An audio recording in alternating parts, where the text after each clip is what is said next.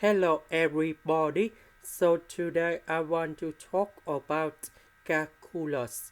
The topic today is about integration. So now I want to show you how to answer.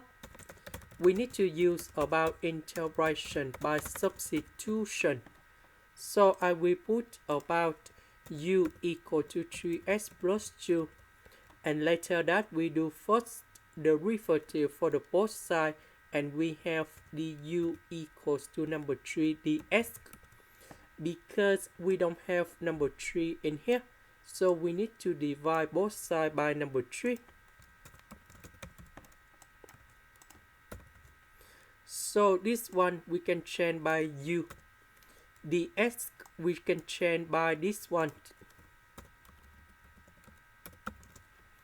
So the integration of this one, we have ln of the absolute value of u, and I will put about c.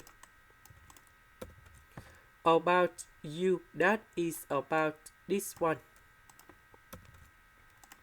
This is the end. Thank you for watching.